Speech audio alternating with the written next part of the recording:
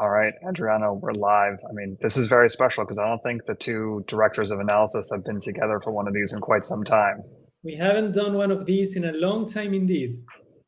All right, so we're going to talk about something near and dear to your heart, which is that there was quite a political earthquake, so to speak, in Spain yesterday. And I mean, obviously, amid what's going on in Gaza, you maybe haven't seen this, but I mean, in our world, this was really huge. Can you kind of walk us through what happened? Yeah, exactly. I need to start with a very short description of what has been happening for the past 6 or so months in Spain. Spain held an inconclusive general election in July, in which the main conservative party, the People's Party, won a majority of seats, but not enough to form a government. The leader of that party, he tried to become prime minister, he didn't have the votes. So now the leader of the party, which ended in the second position, which is acting Prime Minister Pedro Sanchez, he is now trying to become Prime Minister and to win a vote of investiture in the parliament. The thing is, he also doesn't have a majority of seats in the Spanish parliament to win that vote. So he needs support from 7 lawmakers from a small pro-independence party in Catalonia. For those who are not aware of the political situation in Spain, for a number of years now, Catalonia, which is one of the wealthiest regions of Spain, has been pushing for independence from Spain. There was an illegal independence referendum in 2017, which led to the beheading of the Catalan government. Some members went to exile, others went to jail. So it's a very hot political topic in Spain. So because the prime minister, the acting prime minister, Pedro Sanchez, he needs support from those 7 parliamentarians from that tiny pro-independence party in Catalonia. They negotiated, and the Catalans were very clear from the start. We are going to support your government. We are going to give you our vote. We will let you become prime minister, Mr. Sanchez, if in exchange for that, you write an amnesty law pretty much covering hundreds of people in Catalonia who have been involved in the independence push between 2012 and 2023. This is what they agreed to yesterday. There's going to be a vote of investiture next week.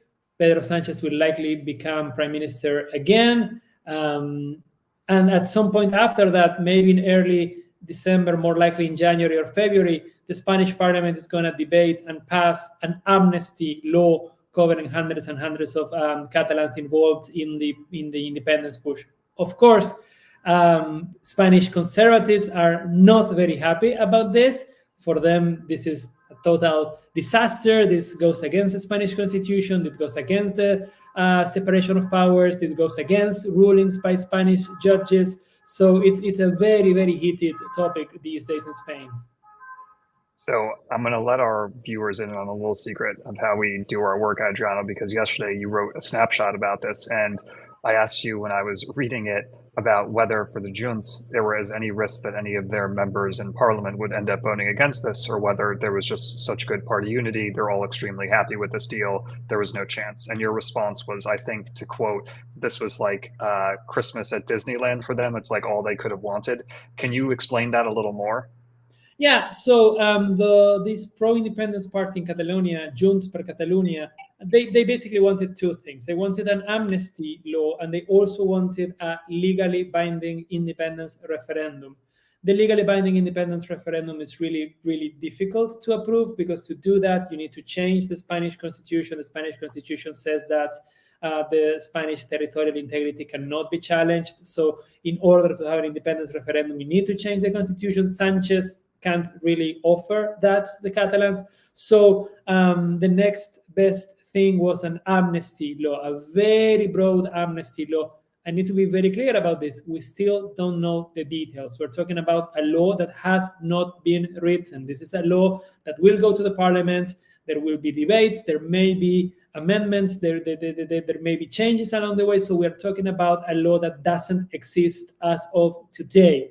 But that was the main agreement that Sanchez and the Catalans reached yesterday. Of course, there are other concessions. The Spanish central state is going to pardon some 15 billion euros in debt that Catalonia has with the Spanish central state.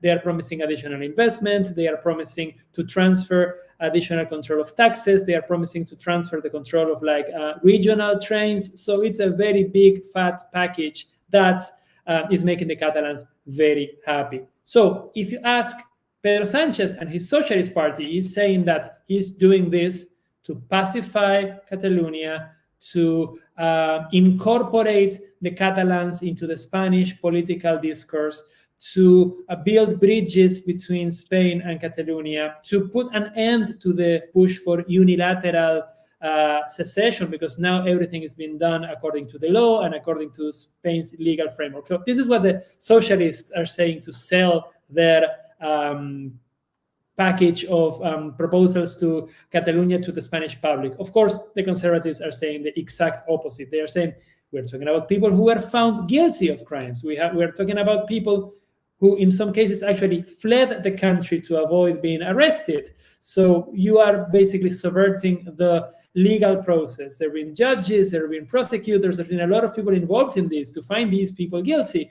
And because you need to stay in power for another term, you are saying that there was no crime, that nothing ever happened, and everything should be life as usual. So it's very, very, very, very, very controversial, and this is why there have been a few protests already in Madrid. There is a big protest scheduled for Sunday across the country, and there will probably be more protests as we start to learn the details of the amnesty law. Yeah, I mean, it certainly sounds like a proverbial sweetheart deal. You couldn't really offer more. I mean, obviously the government is trying to get something out of this. What does Sanchez basically see as his political gain? His political gain is that he stays in power for another 4 years, or however long his very heterogeneous coalition lasts. He is seeing this as a way to have continuity. He's been in power for a number of years now. He sees this as an opportunity to move forward with his progressive center-left policies, the expansion of the welfare state, improvement of investment in healthcare, education, higher pensions, a higher minimum income, very close and good ties with the European Union, a policy of rapprochement with Morocco, continued support for Ukraine, very strong presence in NATO, international institutions, and so on and so forth. So he is selling this as, I will remain in power, I am good for Spain, therefore this deal is good for Spain. Of course, that's quite a mathematical formula. So this is not what the conservatives and the far right think. They are absolutely outraged, and they will continue protesting. The thing is, they don't have the numbers in parliament to overthrow Pedro Sanchez. So basically what they can do is take to the streets, try to take this to courts, try to take this to the European Union, try to find legal ways to block Sanchez's agreement with the Catalan secessionists, but they have very, very limited options, I would say. All right. And then, I mean, we're approaching, obviously, when we're going to go into our annual forecasting season. I'm sure this is going to have to play some portion of the European forecast. If you were looking ahead to 2024, what do you see as particular flashpoints? Do we have any dates or anything that we can look forward to kind of estimate when some of the social unrest might spike? Yeah, so as I said at the beginning of this conversation, the vote of investiture is going to take place next week on the 16th. Sanchez will almost certainly win the vote, so he will move from the current caretaker capacity. He's now acting prime minister, and he will become like proper prime minister. So he should be fine. There should be some degree of stability. Of course, the big episodes of social unrest will be connected to the process to present, debate, and then approve the amnesty law. And this will happen, I don't know exactly, January, February, March. The Spanish Senate is controlled by the opposition. They have the power to delay things, but not to block the amnesty law. So this could take a bit longer than originally expected, but it's going to be Q1 2024. They want to look for a potential social unrest, protest, and of course, the legal avenues that the opposition is going to try to take to block this. But at this point, with the information that we have today, this looks like pretty much a done deal. The question moving forward for the rest of the year is, if you are a Catalan political party who wants independence, and you just got this amazing deal from the Spanish government. What do you ask for after, right? I do not think there will be a push for unilateral, illegal secession. I don't think we will go back to where we were in 2017 when Catalonia unilaterally declared independence. There's too much money involved this time around for the Catalans to go it alone.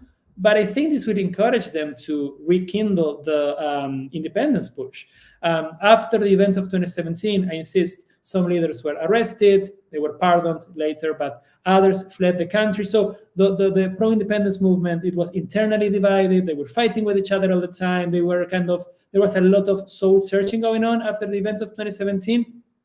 This is a boost for them. This is like really, really good news for them. So our baseline scenario is they will try to keep it legal. They will try not to break the law, but they will continue pushing. The next item on their agenda is a legally binding independence referendum.